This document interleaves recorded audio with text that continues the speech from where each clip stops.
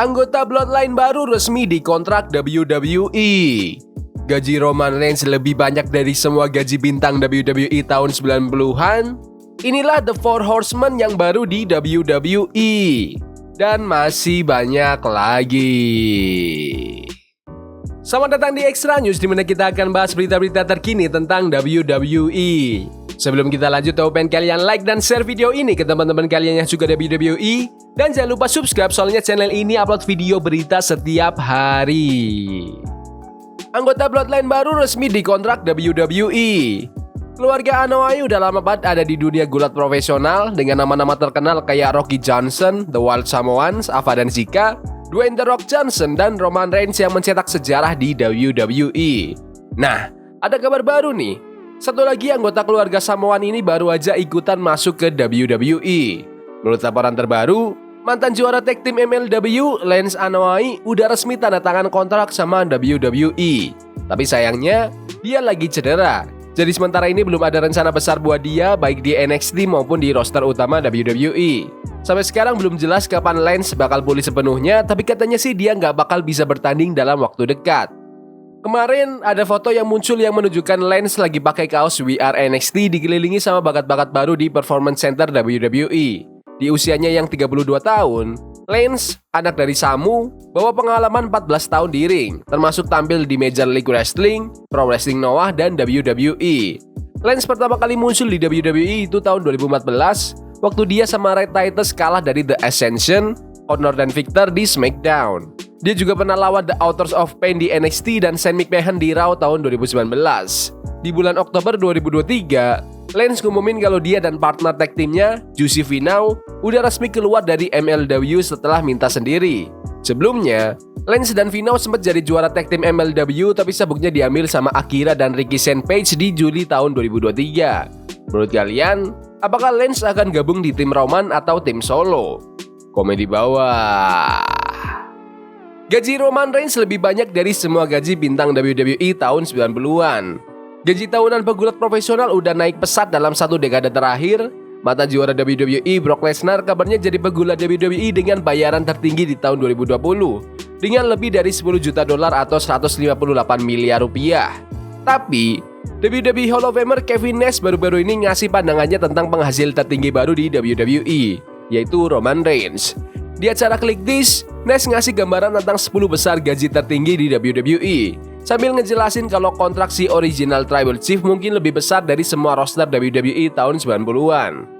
Aku lihat daftarnya, gak tahu akurat atau enggak, tapi di situ ada gaji 10 besar di WWE, dan Roman dapat 15 juta dolar. Aku ngobrol sama Hurricane dan aku bilang, gila, Roman dapat lebih dari semua kru WWE di tahun 93. Di tahun 2020, The Original Tribal Chief jadi pegulat dengan gaji tertinggi kedua setelah Brock Lesnar, yaitu 5 juta dolar atau 79 miliar rupiah. Tapi di tahun 2022, Reigns negosiasi ulang kontraknya buat jadi yang tertinggi, plus dia juga dapat jadwal yang lebih ringan. Sampai saat ini, Reigns cuma tanding 5 kali sepanjang 2024 dan semuanya di acara premium.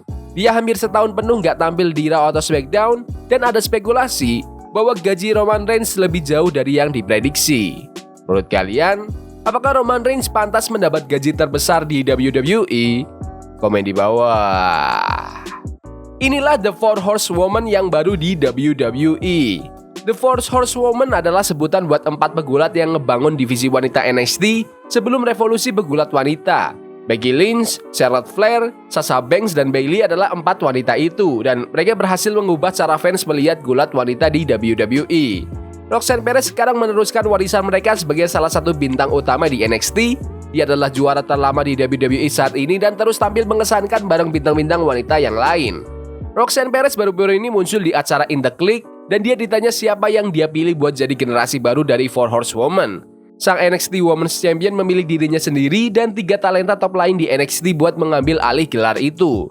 Dia memilih Cora Jade, Stephanie Vaquer, dan Julia sebagai wanita yang bakal bergabung dengannya. Roxanne Perez juga bilang kalau NXT punya divisi wanita terbaik di dunia. Aku baru aja lihat postingan soal ini kemarin dan aku setuju banget.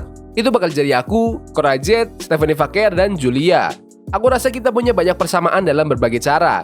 Misalnya, kita sama-sama udah ingin jadi bagian dari WWE sejak kecil. Kita udah latihan bertahun-tahun, ngelewatin 10.000 jam untuk jadi hebat. Sekarang kita jadi bagian dari divisi wanita terbaik di dunia. Aku rasa itu banyak hubungannya sama kita berempat. Menurut kalian, siapa The Four Horsewomen yang baru di WWE sekarang? Komen di bawah. Tubuh Seth Rollins udah nggak sanggup lagi. Bintang WWE Seth Rollins mengalami beberapa cedera sepanjang tahun 2024 dan cuma tampil beberapa kali sejak bulan April. Baru-baru ini, dia cerita tentang usahanya buat jaga kondisi tubuhnya. Di podcast The Pivot, Rollins ditanya soal tantangan terbesar dari pekerjaannya. Dia jawab kalau yang paling susah adalah menjaga tubuhnya tetap fit. Aku sekarang 37 tahun, atau 38 ya, aku 38 sekarang, tahun depan 39, kata Rollins. Di umur segini, 21 tahun aku udah jalani ini. Yang paling berat buatku ya tubuhku sendiri, jaga kondisi badan. Jadwal tampil emang udah berkurang jadi itu membantu tapi ya, ada beberapa hal buatku sekarang. Aku udah punya koneksi kuat sama penonton, jadi mereka udah menghargai kerjaanku. Itu bikin hidupku lebih gampang dibanding pegulat muda yang baru mulai. Tapi tetap, yang susah buatku ya tetap sehat biar bisa berkontribusi. Terus, pengen terus kasih hal baru buat mereka, gak bikin mereka bosen. Bisa aja terus pakai gaya yang sama tapi lama-lama pasti bosen. Dan buat seorang performer, itu juga gak terlalu memuaskan. Aku pengen kasih sesuatu yang fresh dan seru, yang bikin otak kepikiran hal-hal baru. Jadi, itu tantangan besarku sekarang. 21 tahun dan lebih dari 2000 pertandingan, jadi soal gulatnya, aku bisa. Tapi waktu berjalan, aku gak bisa lakuin hal yang sama kayak waktu umurku 21. Tubuhku udah gak sanggup lagi. Rollins lanjut bilang kalau dia masih cukup atletis buat usianya, tapi dia nggak bisa pulih secepat dulu. Dia sadar pegulat yang lebih muda lagi berusaha buat ambil tempatnya, tapi dia bakal bikin itu sulit buat mereka. Dia yakin itu bakal bikin mereka jadi lebih baik. Aku masih cukup atletis buat umurku, tapi pemulihanku udah nggak secepat dulu, kata Rollins. Waktu aku masuk umur 35, itu titik dimana aku ngerasa semua berubah. Aku gak bisa sembarangan lempar diri lagi kayak dulu. Buat pegulat muda yang mau ambil tempatku, aku tantang mereka buat kerja keras. Tapi aku juga bakal berjuang keras. Aku belum selesai. Aku bakal bikin mereka susah buat ambil posisiku, karena itu bakal bikin mereka jadi lebih baik nantinya. Menurut kalian, apakah Seth Rollins bisa masuk ke skena gelar juara dunia lagi? Komen di bawah. Pegulat Jepang mampir ke WWE. Dalam video baru yang dibagikan Shawn Michaels di X, Inamura mengunjungi WWE Performance Center. Michaels bilang Inamura bakal jadi tantangan buat siapapun yang berhadapan di ring. Kunjungan ini lanjutkan kolaborasi antara WWE, terutama NXT dan Pro Wrestling Noah. Belum jelas apakah Inamura akan tampil di acara NXT. Aku senang menyambut Yoshiki Inamura, pegulat Noah, ke NXT. Pria muda ini bakal jadi masalah buat siapapun yang menghadapinya di ring. Aku gak sabar buat lihat kolaborasi NXT sama Noah ke depannya. Sebelumnya, bintang NXT Josh Briggs dan Tavian Hyde juga tanding di Noah dalam turnamen Noah N1 Victory 2024 awal tahun ini. WWE juga kerjasama sama Noah dengan mengirim AJ Styles tanding di acara Pro Wrestling Noah Destination 2024 bulan Juli lalu. Shinsuke Nakamura juga dijadwalkan bakal tanding di Noah The New Year 2025. Menurut kalian, siapa nih yang bakal lawan Inamura di NXT? Komen di bawah.